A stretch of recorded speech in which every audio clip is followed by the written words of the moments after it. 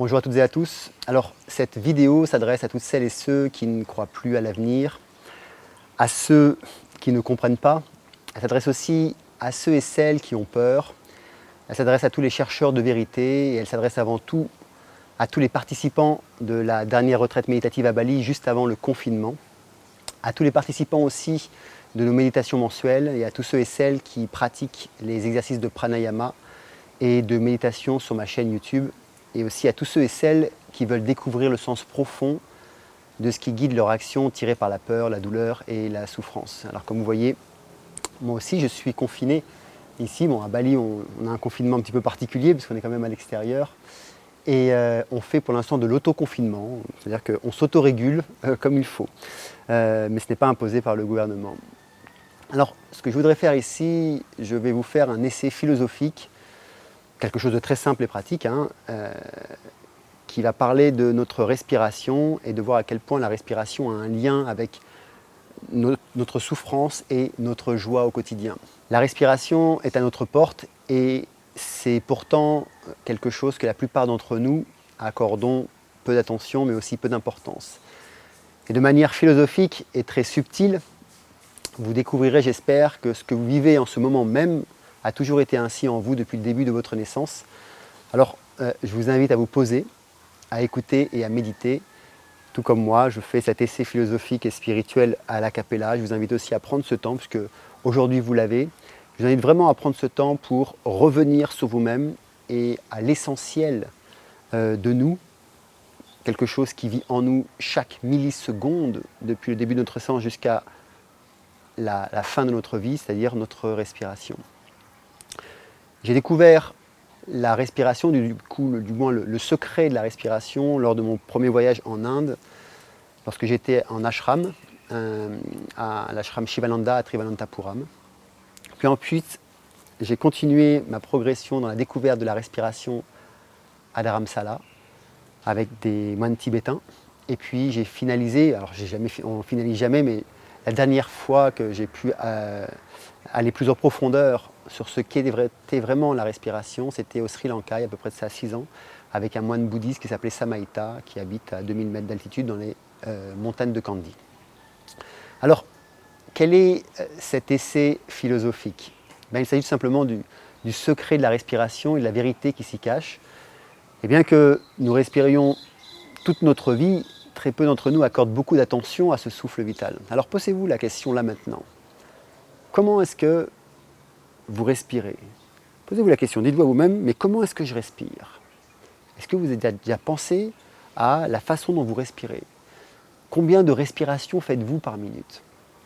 Il devient alors évident et simple à comprendre que si vous n'accordez pas une attention toute particulière et journalière à votre respiration, alors vous ne serez donc pas capable de découvrir la vérité de ce processus de respiration lui-même. Nous faisons constamment référence à l'importance de prêter attention à la respiration dans notre pratique de méditation. Alors, ce n'est pas quelque chose qui ne peut être fait que sur le zafu de méditation, vous savez, sur votre coussin. Pour prêter attention vraiment de manière très subtile, cela peut se faire sur les toilettes, dans le bus, dans la file d'attente, dans un supermarché, au travail, à l'école. Bref, où que vous soyez, peu importe où vous vous trouvez. Là où vous êtes, remarquez-vous ce souffle et y réfléchissez-vous vraiment. Alors, c'est quoi vraiment la respiration et quel est son secret? Je vous propose, pour commencer, une observation analytique quantique qui tire sa source de l'ancien bouddhisme. Premièrement, nous pouvons voir que la respiration va et vient. Jusque-là, tout va bien. Deuxièmement, nous pouvons également remarquer que la respiration a des qualités telles que courte, longue, peu profonde ou profonde. Et donc, au-delà de cet examen très simple, vous êtes prêt et prête maintenant à aller explorer votre propre souffle en profondeur pour aller découvrir des choses auxquelles vous n'avez pas encore porté votre attention. Très peu d'entre nous approfondissent la compréhension, l'examen ou l'enquête de leur propre respiration. Vous allez devoir pour ça vous élever à un niveau de conscience plus fin pour noter certaines autres choses qui ne sont peut-être pas encore éveillées à vous vis-à-vis de votre respiration. Alors il est très facile d'observer ce processus respiratoire qui se déroule à chaque seconde à notre insu. c'est à la portée en fait de tout le monde. Par exemple, prenez juste un temps là, vous allez porter votre attention sur le bout de votre nez et vous allez observer votre souffle lors d'une inspiration et une expiration. Ok, on y va ensemble. On inspire.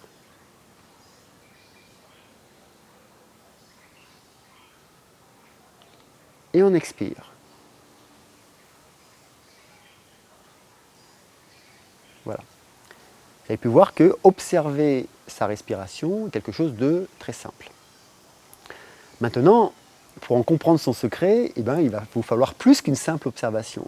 Il va falloir y porter une attention profonde, toute particulière et vraiment très détaillée.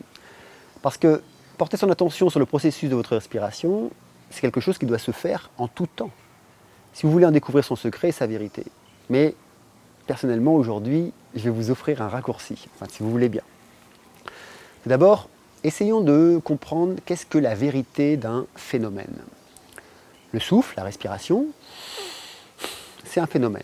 C'est un phénomène physique. Okay, un objet, comme on peut voir, le porte-encens et l'encens, qu'on a devant les yeux, c'est un phénomène. C'est un phénomène physique aussi. Un ressenti, par exemple là le vent ou la chaleur, ici à Bali, c'est un phénomène. Et c'est un phénomène aussi physique. Une idée par contre, une idée qui passe, une pensée, c'est un phénomène. Par contre, c'est un phénomène mental. Un rêve aussi, ça existe, puisque vous en avez déjà fait, c'est un phénomène aussi, et c'est un phénomène aussi mental. Alors, la vérité d'un phénomène, c'est quoi? En soi, la vérité d'un phénomène n'existe pas tant que nous ne lui accordons pas d'attention. Prenez un exemple. Regardez là où vous vous trouvez actuellement.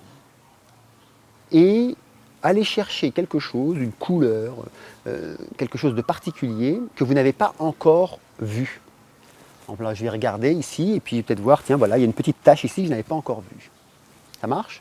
Donc si vous n'avez pas le temps, mettez la vidéo en pause. D'un point de vue philosophique et logique, tous les phénomènes n'existent pour nous que lorsque nous leur portons attention. Ça ne veut pas dire qu'ils n'existent pas. La preuve, la tâche existait là, seulement je ne l'avais pas vue. Mais par contre, elle devient réelle pour moi à partir du moment où je porte attention en elle. L'attention, donc, apporte aux phénomènes leur réalité. L'attention, donc, met en évidence les secrets cachés, la vérité sur tous les phénomènes. Ça va jusque-là? Et ce que nous allons découvrir, c'est le secret de la respiration, donc ce qui se cache derrière, parce que nous allons y porter une attention, donc nous allons découvrir ce phénomène. Et son secret, c'est que toute la vérité et la compréhension de la souffrance humaine, et donc de votre souffrance aussi, se trouve et prend sa source dans la respiration elle-même. Mais aussi, toute la vérité de la satisfaction humaine se trouve et prend sa source dans la respiration elle-même. Et même si vous n'avez aucune autre pratique spirituelle ou aucune autre pratique psychologique, la respiration à elle seule peut suffire à éclairer votre conscience sur la réalité de la souffrance, de votre souffrance, mais aussi de la joie et de votre joie. Car la respiration est issue d'une cause de souffrance intense et répétitive. Alors je sais, vous pouvez vous demander comment est-ce que c'est possible? Comment peut-on souffrir en faisant un acte simple et automatique comme respirer? Alors pour commencer, essayez simplement d'arrêter de respirer pendant 10 minutes. Ok, 5 minutes. Juste 5 minutes, arrêtez de respirer pendant 5 minutes.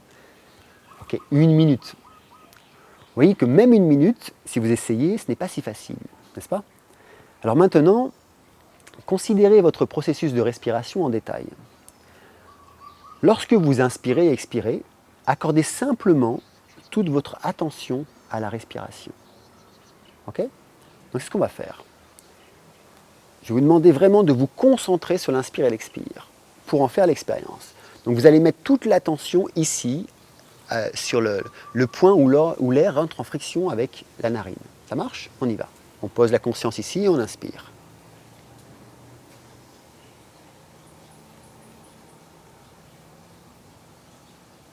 Et maintenant vous expirez avec toute votre conscience au point où l'air, le dioxyde de carbone ressort par vos narines.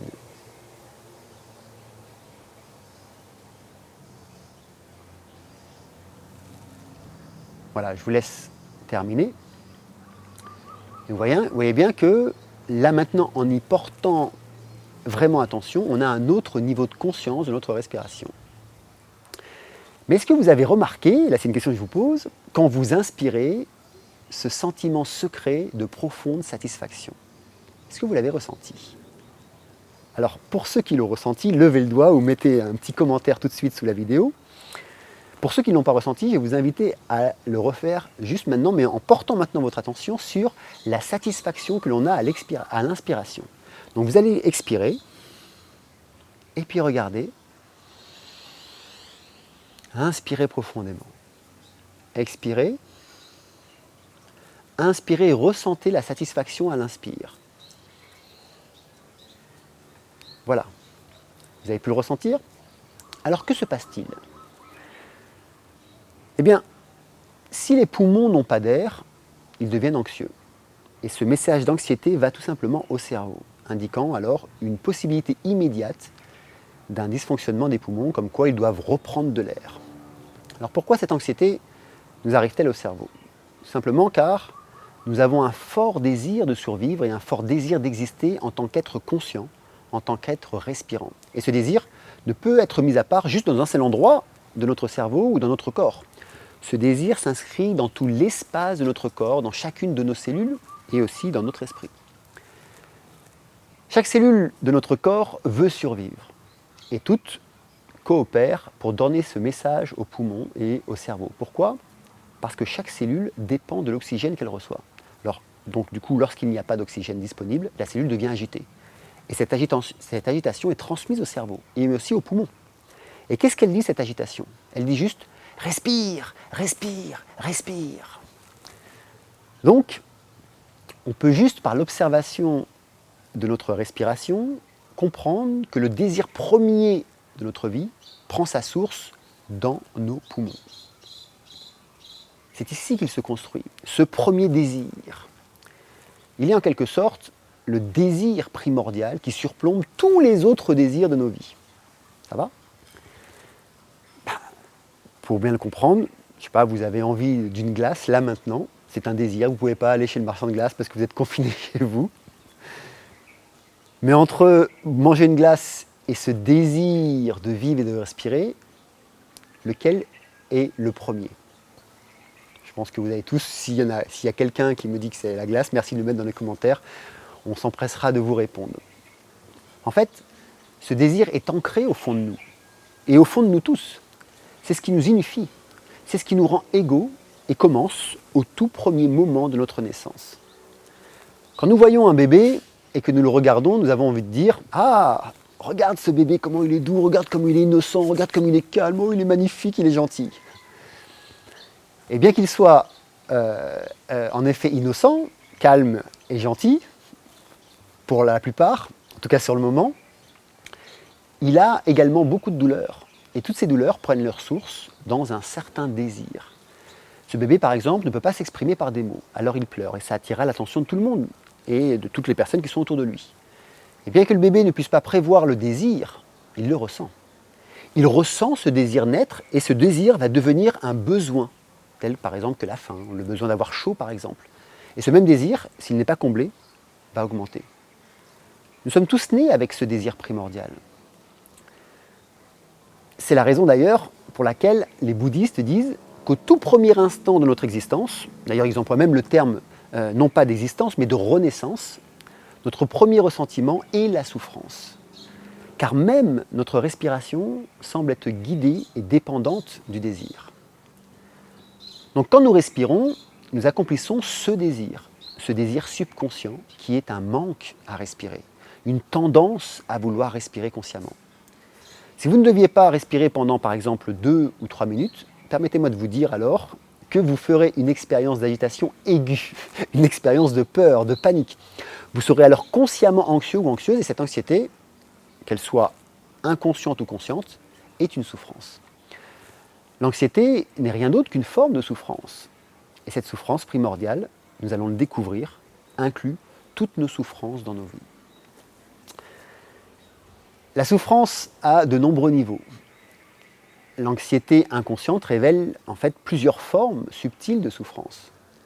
Nous n'avons pas toujours à vivre par exemple de grandes souffrances telles que la maladie, les troubles mentaux issus d'expériences douloureuses. Chacun d'entre nous expérimente l'anxiété subtile dans son quotidien. Et ce surplus de souffrance, c'est une souffrance subtile associée à la respiration. Et lorsque nous respirons, l'anxiété s'efface lentement. Et nous pouvons alors expérimenter une certaine quantité de satisfaction et de confort.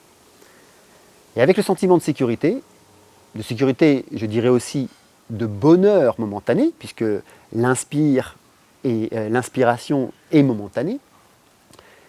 Et ce n'est pas un énorme bonheur, mais nous sentirons comme une forme de satisfaction à chaque fois que nous allons inspirer.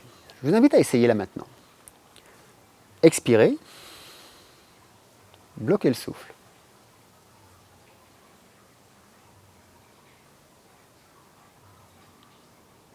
Et ressentez l'anxiété qui commence à grandir dans vos poumons. Regardez ce qui vous traverse à l'esprit. Gardez le souffle bloqué. Et quand vous en aurez besoin, prenez une grande inspiration. Ça marche, si vous n'avez pas le temps, vous mettrez la vidéo en pause. Donc là maintenant, vous avez pu ressentir l'anxiété dans les poumons, qui si on continue, vous pouvez faire l'expérience, va se traduire par une crainte, par une peur, et puis à un moment donné, l'inspiration qui va vous générer une satisfaction. En fait, nous ressentons un sentiment de satisfaction proportionnel à l'anxiété. Essayez par exemple de bloquer le souffle 10 secondes, et puis inspirez. Vous allez voir que votre satisfaction sera proportionnelle à ces 10 secondes. Mais essayez de bloquer le souffle à 30 secondes, 1 minute, 2 minutes ou 3 minutes. L'inspiration, la sensation de satisfaction sera proportionnelle au temps que vous avez été anxieux ou anxieuse. Donc, vous l'avez expérimenté, nous avons juste effacé l'anxiété inconsciemment, en faisant quoi? En inspirant. Ça va jusque-là? Donc là, c'est quelque chose qui est... Là, on décrit de manière très subtile le processus de la respiration, mais on va continuer, on va aller de plus en plus dans le plus subtil. Mais vous voyez bien que par un simple acte inconscient, on enlève une anxiété. Donc imaginez-le faire de manière consciente. Je vous laisse ça de côté. Et après que nous ayons du coup respiré consciemment, du coup nos poumons deviennent remplis d'air. Et ce même air qui vient juste de nous donner une satisfaction supplémentaire. Mais une fois avoir eu cette satisfaction de la respiration, cette même respiration va nous rapporter quoi? Une insatisfaction. Mais pourquoi? Pourquoi avons-nous une satisfaction lorsque nous respirons qui est suivie par une insatisfaction à la fin de notre inspiration et à la fin de notre expiration? Dit autrement, si satisfaction il y a, ça veut dire que nous étions déjà dans une insatisfaction. Ça a du sens? Alors, continuons à explorer ce processus de respiration en détail. Lorsque nos poumons deviennent pleins, il nous est possible de retenir le souffle pour quelques instants, peut-être 1 minute, peut-être 2 ou 3, ou pour plus pour les apnéistes par exemple. Lorsque nous retenons notre souffle, nous nous sentons mal à l'aise, nous nous sentons oppressés dans nos poumons. Nous ressentons une pression inconfortable. Et que se passe-t-il en fait à l'intérieur? L'oxygène rentre et le dioxyde de carbone qui est présent doit sortir. Les poumons ne peuvent pas tenir ce CO2 pendant très longtemps, avant d'envoyer un message au cerveau, et le cerveau envoie un autre message aux poumons. Il dit quoi? Il dit « rejetez le CO2, poussez-le dehors, poussez, poussez, poussez ». C'est pour ça que ça crée une anxiété. Et au fur et à mesure que le poumon maintient la respiration, pendant ce temps, nous pouvons commencer à ressentir une anxiété. Et si ça dure plus longtemps par exemple, alors nous aurons une grande sensation de panique. Mettez si vous voulez la vidéo en pause et essayez. Essayez d'aller jusqu'à ce que vous ne puissiez plus contenir votre souffle et vous allez entendre ce que le cerveau dit à vos poumons. Donc, respirer est un épiphénomène qui transforme l'insatisfaction en satisfaction et vice-versa. Ainsi, la même respiration qui au début nous apportait satisfaction commence alors à faire pression et nous apporte insatisfaction puis anxiété. Nous vivons alors une forme de frustration. Le souffle naît, grandit, il grandit en nous, apportant une satisfaction, un certain bonheur, puis il vieillit et se meurt en nous apportant alors une insatisfaction, traduite par une anxiété. Et ce même cycle, à chaque instant, durant toute notre existence, se répète, et se répète, et se répète encore. Inspiration, satisfaction. Expiration, insatisfaction, frustration et anxiété. Maintenant, faisons l'analogie de notre respiration à d'autres épiphénomènes. Naissance, satisfaction. Mort, insatisfaction, frustration ou anxiété. Vie du quotidien habituel, satisfaction. Changement radical de nos habitudes, insatisfaction, frustration, anxiété. Liberté d'action au quotidien, satisfaction. Confinement, insatisfaction, frustration, anxiété. Bonne santé, satisfaction. Maladie, insatisfaction, frustration, anxiété. Chaque moment de toute notre existence, chaque respiration nous amène à un nouveau moment. Inspiration, satisfaction, expiration, insatisfaction, frustration ou anxiété. Cette action est le cri en fait de souffrance des 100 000 milliards de nos cellules qui composent notre corps et qui ont besoin de cet oxygène et de se débarrasser de ce dioxyde de carbone. C'est un désir des plus profonds. Ce désir qui nous amène à faire entrer de l'air, et c'est aussi ce désir qui nous oblige, qui nous force à pousser le dioxyde de carbone à l'extérieur. C'est aussi d'ailleurs le désir d'avoir des choses, des objets, des amis, de ressentir. C'est ce même désir qui nous rend heureux. Mais lorsque nous n'avons plus, ou lorsque nous ne ressentons plus, c'est donc le désir, ce même désir qui nous rend triste.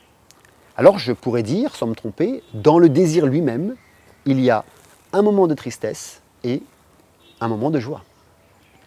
À chaque respiration, lorsque nous y prêtons attention, nous découvrons qu'il y a une vérité. Il y a une vérité qui est établie. Nous avons toujours de la cupidité, ça veut dire un désir immodéré, un désir permanent et un désir inconscient. La respiration nous dévoile quoi? Nous dévoile aussi une autre vérité. Celle qui dit qu'il y a toujours cette satisfaction dans cette insatisfaction. Mais il y a aussi une troisième vérité. Nous vivons tous ce qu'on appelle le vieillissement. Un autre nom plus adapté au vieillissement serait pour moi des années d'amélioration. Ça va, c'est plus joli ça? Et donc, il faut saisir qu'en raison de l'impermanence, ces sentiments de joie et de tristesse s'élèvent et cessent toujours. C'est à cause de l'impermanence. C'est à cause aussi de l'impermanence que nous avons le désir d'inspirer. Et c'est à cause de l'impermanence que nous avons le désir d'expirer. Inspirer tout d'abord à l'intérieur, et comme un souffle est impermanent, nous devons expirer vers l'extérieur. Et puis, nous devons respirer à nouveau. Du coup, la nature de l'impermanence, ça serait quoi? La nature de l'impermanence est donc de forcer quelque chose à se répéter encore et encore, et encore, et toujours. Quand quelque chose se passe, quand quelque chose se crée, même une aide à autrui, même une maladie, même un virus, même une douleur, ça ne dure pas. Ça disparaît, ça s'évanouit. Et nous devons le répéter encore et encore et encore. Lorsque nous regardons attentivement la respiration, nous commençons à réaliser qu'il n'y a rien, absolument rien dans cette vie que nous ne faisons qu'une seule fois. L'impermanence provoque donc les choses à l'infini. Elle provoque la répétition encore et encore. On peut alors se poser la question, mais qu'en est-il de la naissance? Et qu'en est-il de la mort? Ils ne se répètent pas, ils n'arrivent qu'une seule fois. C'est ce que vous allez me dire. Eh bien, le fait est que la naissance et la mort ne nous arrivent pas qu'une seule fois. Nous pouvons voir cela. Quand? Tout simplement quand nous observons notre respiration. La naissance a lieu à chaque fois que nous inspirons. Et la mort a lieu à chaque fois que nous expirons. Comment faut-il le comprendre? Il existe 3 types de mort. La première, c'est la mort momentanée. C'est la mort du moment présent. Et ça se produit des milliards de fois, presque par seconde. Regardez, j'ai ma main qui est ici, et je la mets là. Donc il s'est passé des millisecondes là, et on voit bien que cette main n'est plus là. Il y a eu ce moment-là, est mort, pour laisser place à ce moment. Le fait que vous ayez entendu ce que je vous ai dit là à l'instant, ce que je vous ai dit il y a quelques instants n'existe plus. Si vous faites un bisou à votre femme ou à votre mari ou à votre chéri, une fois que vous avez fait le bisou est mort. C'est-à-dire qu'il y a une naissance, une vie et un décès du bisou.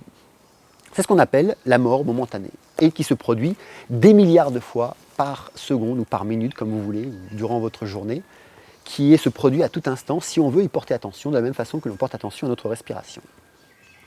La seconde mort, c'est la mort qu'on dit conventionnelle. Donc c'est la mort du corps physique, celle que nous connaissons tous, en tout cas que nous avons tous peut-être côtoyé un jour ou l'autre, ou que nous avons au moins tous vu au moins une fois derrière un écran d'ordinateur ou de télévision, et celle que nous allons côtoyer au moins une fois le dernier jour de notre vie.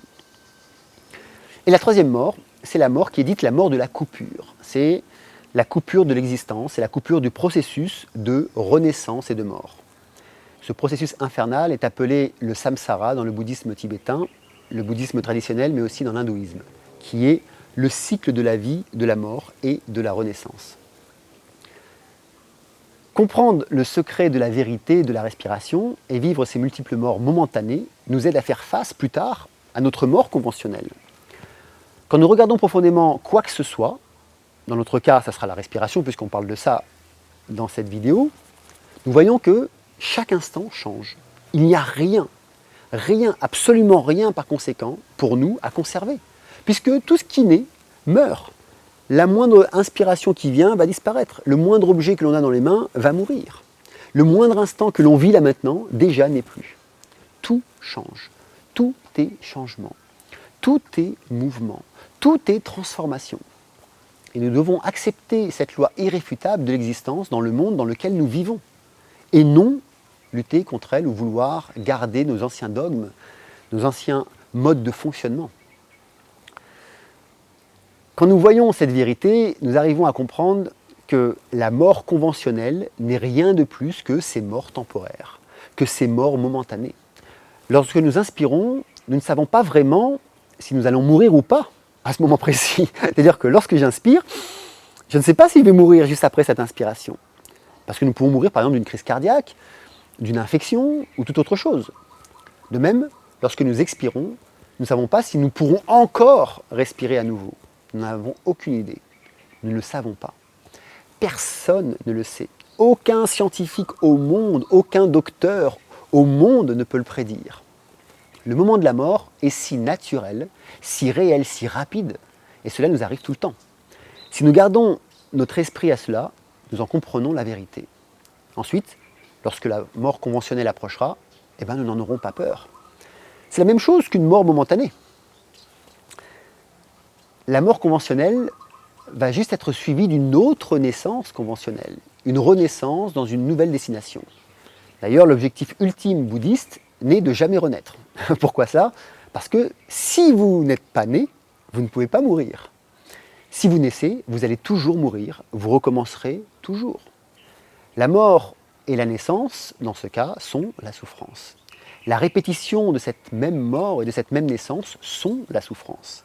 La répétition de nos mêmes actes personnels, spirituels, de nos mêmes actes de société, de nos mêmes décisions politiques sont la souffrance. En fin de compte, nous cherchons à mettre un terme à la répétition de la mort momentanée et à la mort conventionnelle.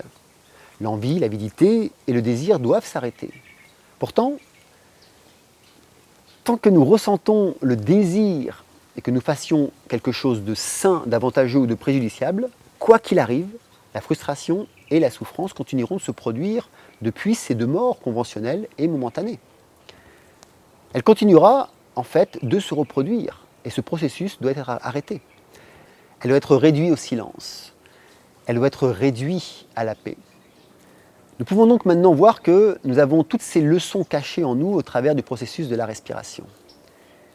Les deux principaux enseignements sont qu'il y a du désir et que la souffrance est causée par ce désir. Et tout cela, y compris la respiration, est une souffrance. Nous pouvons également voir la fin de la souffrance et les causes de la souffrance dans le processus de la respiration. C'est ce que nous pouvons appeler la science de la respiration. En fait, vous venez de le faire avec vos respirations et vos inspirations depuis que vous regardez cette vidéo, toutes ces allées et venues, sans vous en rendre compte. Certaines personnes, par exemple, penseront « Ok, je suis un être humain, je dois donc contrôler ma respiration. C'est le désir naturel. » Ce n'est pas vrai. Vous pouvez simplement le regarder sans le contrôler, sans rien décider du tout. Quand on regarde simplement le souffle, quand on le notice, quand on observe le souffle, comme il se présente et comme il s'en va, nous pouvons tout simplement éprouver une satisfaction durable. C'est un manque, ce qu'on appelle un manque de désir. Ce manque de désir est en deux parties. Pas d'envie, même pas pour la moindre petite chose. C'est une expérience de paix. La véritable paix est la cessation. Mais le silence de toutes les constructions mentales, de tous les conditionnements, de toute formation et de tout processus, de toutes les activités mentales, la respiration elle-même est un processus de condition construit par le mental. Lorsque nous inspirons, si nous sentons un désir, nous pouvons l'abandonner tout de suite. Ensuite, nous sentirons une sensation agréable.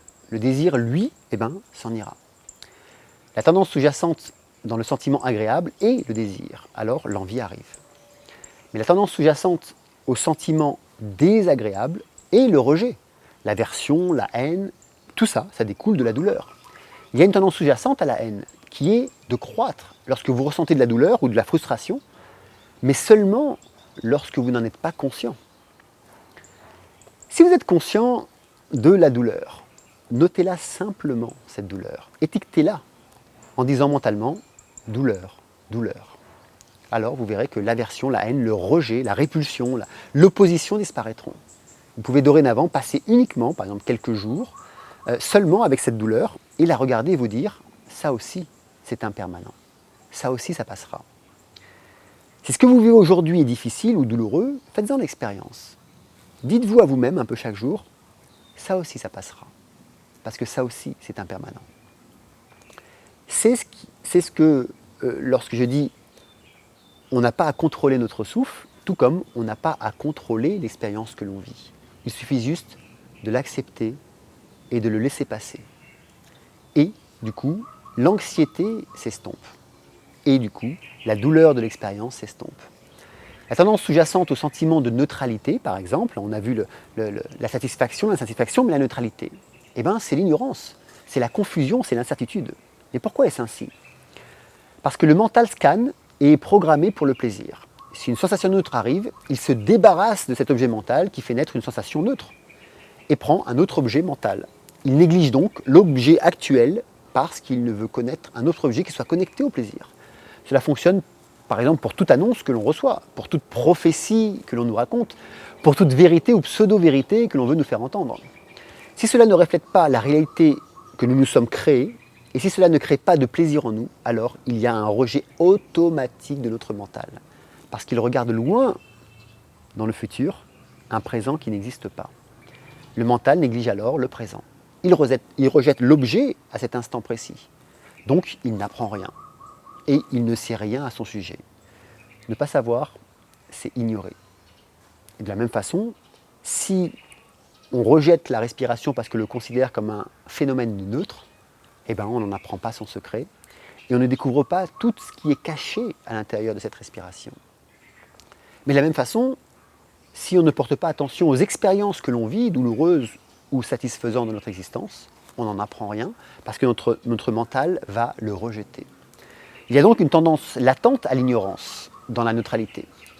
C'est pourquoi je vous invite à ne rester que dans le présent et ne pas partir dans des histoires imaginaires du futur, quelles qu'elles soient. Personne, absolument personne, ni professeur, ni scientifique, ni gourou, ne pourra savoir ce que demain sera fait. Alors, n'allez pas dans un lieu où le sol n'est pas sûr. Et restez ici. Souriez, ou comme disait un ami Jean-François lors d'un voyage stage ici à Bali, sourissez, vivez et partagez votre amour au quotidien. Alors bien sûr, toutes les sensations agréables n'ont pas cette tendance liée au désir. Et tous les sentiments désagréables et douloureux n'ont pas cette tendance sous-jacente à la haine. Et tous les sentiments neutres n'ont pas non plus une tendance sous-jacente à la confusion. Cela dépendra simplement de votre état de conscience ou d'inconscience à ces mêmes sentiments. Alors comment peut-on avoir un sentiment de plaisir sans avoir ensuite un sentiment douloureux qui lui est associé? Pour un désir croissant sera associée une envie croissante. Lorsque ce désir s'arrête, cesse alors l'attachement et vous pourrez voir la paix grandir en vous. Sentiment paisible est en soi un sentiment agréable, une sensation agréable. Et dans ce sentiment paisible, il n'y a aucun désir, aucune tendance sous-jacente, car aucun attachement. C'est ce qui est appelé le bonheur sans désir ou sans cupidité. c'est un bonheur spirituel. Et ce bonheur n'est pas de ce monde. Pourquoi? Parce qu'il n'est pas lié, il n'est lié plutôt à aucun phénomène physique, ni à aucune création mentale. De même, nous pouvons avoir un sentiment spirituellement désagréable et douloureux, mais sans haine, ni aversion, ni répulsion. Par exemple, nous pouvons concentrer notre esprit sur notre respiration. En agissant ainsi, il devient alors possible de contempler l'impermanence dans laquelle nous vivons et donc de décider d'abandonner la cupidité et ainsi de suite. Cela peut se produire pendant même de longues périodes. Pourtant, vous n'obtiendrez peut-être pas toujours la paix escomptée. Par exemple, si vous voulez méditer, ça vous est déjà arrivé, et vous voulez méditer, puis aujourd'hui ça ne va pas du tout, il y a votre esprit qui part dans tous les sens, vous avez mal dans le corps, bref, ça ne fonctionne pas. Mais ça ne fonctionne pas, vous pouvez être attaché à ce non-fonctionnement, à cette douleur, effectivement, vous allez subir de la douleur et de l'insatisfaction. Par contre, si vous voyez ces expériences passer, si cela se produit, vous pourriez avoir, par exemple, bien sûr, comme j'ai dit, un sentiment de frustration, désagréable, de ne pas avoir atteint la paix dans votre méditation. Mais si vous n'y portez pas d'attachement, eh bien, ça se fait sans haine. C'est sans aversion et sans irritation. Le méditant, lui, comprend donc, au lieu de s'énerver ou d'être déçu, il dira « je dois faire plus d'efforts, je dois poursuivre, je dois continuer ». Cette expérience devient donc un encouragement pour le méditant à pratiquer plus rigoureusement plutôt que de se fâcher. C'est pourquoi c'est une sensation assez désagréable et assez douloureuse, mais sans haine, sans aucune tendance sous-jacente à l'aversion. C'est ce que j'appellerais une utilité utile, ce sentiment désagréable, ce mécontentement. Il peut stimuler un sentiment d'urgence, une certaine vigueur pour s'entraîner davantage, mais sans désirer un résultat. Alors, si vous continuez avec honnêteté et ardeur à suivre cette pratique dans votre vie quotidienne, vous trouverez une expérience momentanée de la cessation de la cupidité, de la haine et de l'illusion. Et cette aversion et cette confusion cesseront tout de suite. Et à ce moment-là, cela vous apportera un sentiment de paix énorme. Attention, c'est un arrêt momentané de la souffrance. Juste être là, avec le souffle et sa respiration et rien d'autre. Et là, rien d'autre n'est nécessaire. C'est ce qu'ont vécu tous ceux qui ont pratiqué Anapanasati. Vous avez d'ailleurs le lien si vous voulez faire cette méditation, que je propose gratuitement. Mais c'est qu'ils l'ont bien sûr pratiqué sérieusement, avec moi par exemple. Mais c'est aussi ce qu'ont vécu tous méditants rigoureux. Temporairement, nous faisons l'expérience de la béatitude juste une fraction de seconde. Béatitude parfois appelée le samadhi ou le nirvana. Cette expérience nous donnant quoi? Une indication, un avant-goût de ce à quoi ressemble le samadhi ou le nirvana.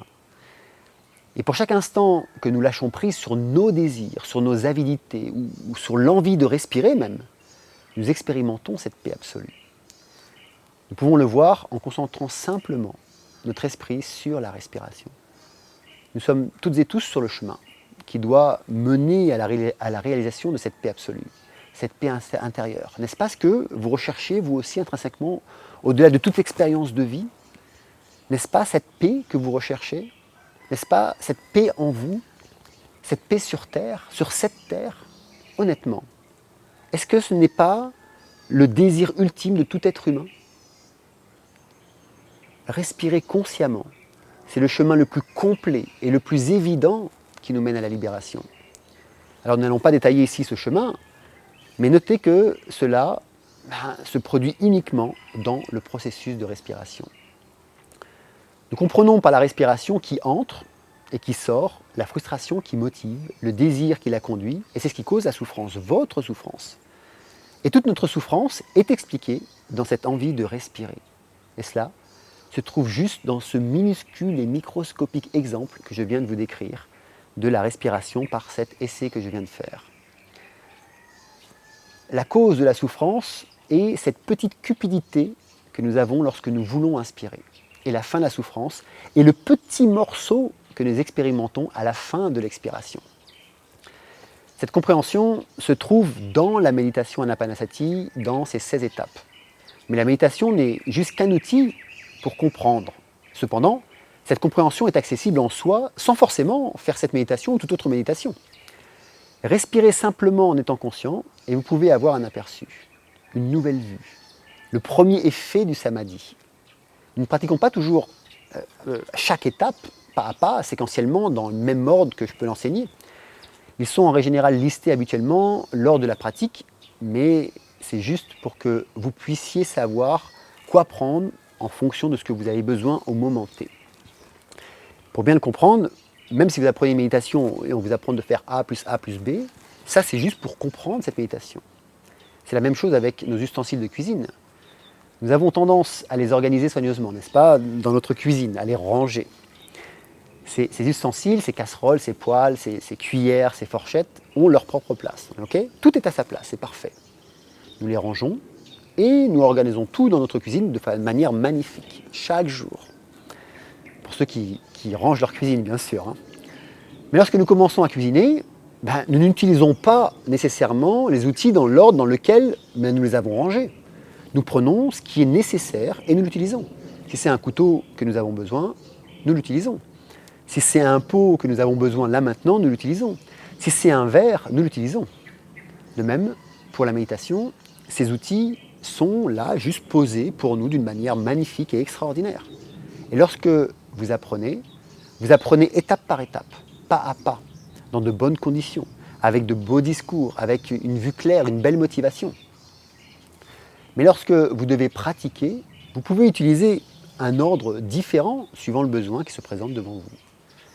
Voici donc un autre exemple du gain plus important contenu dans cette activité très simple qui est de regarder la respiration. Quelles que soient les expériences qui se présentent devant nous, quel que soit ce que la vie nous réserve, fuir la réalité ou entrer dans un déni, c'est sortir de sa méditation. Car la méditation, c'est être dans le présent et uniquement dans le présent. Si vous restez dans le présent et dans l'acceptation totale de ce qui arrive ici et maintenant, et ce quoi qu'il arrive, que ce soit d'origine naturelle ou créé par l'homme, les vérités alors se dévoileront toutes seules devant vous. Alors, si vous vous engagez dans cette pratique de regarder votre respiration avec plus attention, en maintenant votre attention, vous continuerez de grandir, vous continuerez d'évoluer, et quoi qu'il arrive et quoi qu'il se passe à l'extérieur, vous serez toujours présent au moment T.